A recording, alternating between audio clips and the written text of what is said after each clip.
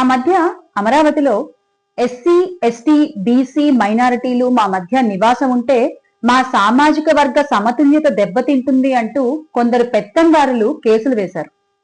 అప్పుడు గౌరవ పవన్ కళ్యాణ్ గారు వాటిని ఖండించలేదు సరికదా, కొద్ది రోజుల తర్వాత వారితోనే పొత్తు పెట్టుకుని కూటమిగా ఏర్పడి పీపీపీగా అవతరించారు. పిఠాపుర పీఠాధిపతి పవన్ కళ్యాణ్ గా అవతారం ఎత్తారనమాట. ఇప్పుడు ఆయన సొంత నియోజకవర్గం, ఆయన పోటీ చేసి గెలిచిన నియోజకవర్గం పిఠాపురం మల్లాం గ్రామంలో దళితులు గ్రామ బహిష్కరణకి గురయ్యారు. దీని మీద కనీసం గౌరవ ఉప ముఖ్యమంత్రి గారు ఒక మాట కూడా మాట్లాడలేదు. వెనుకబడిన వర్గాల వారికి ఎటువంటి క్రయ విక్రయాలు చేయకూడదు అంటూ హుకుం జారీ చేసిన పెద్ద మనుషుల్ని ఆయన ప్రశ్నించలేదు. సరే, ఇలా మాట్లాడితే ఆయనకు అర్థమవుతుందో అర్థం కాదు, ఆయనకు అర్థమయ్యే భాషలోనే మాట్లాడదాం. మన సనాతన ధర్మంలో పంచమ వేదంగా భావించే మహాభారతంలో ఒక భాగంగా చెప్పుకునే భగవద్గీతలో ఈ క్యాస్ట్ సిస్టమ్ గురించి ఏం చెప్పారో తెలుసా సార్?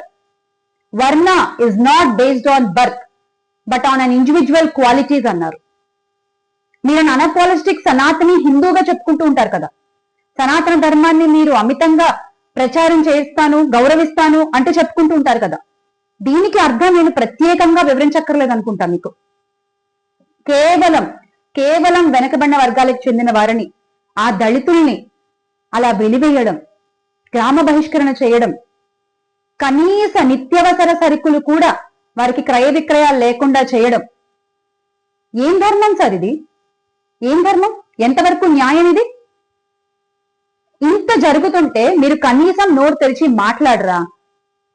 అన్యాయాన్ని ఎదుర్కొంటాను అని చెప్పుకుంటూ ఉంటారు కదా పీపీపీ గారు మీరు. మరి ఈ రోజున పిఠాపురం పీఠాధిపతి పవన్ గారి నోరు ఎందుకు తెరవట్లేదు?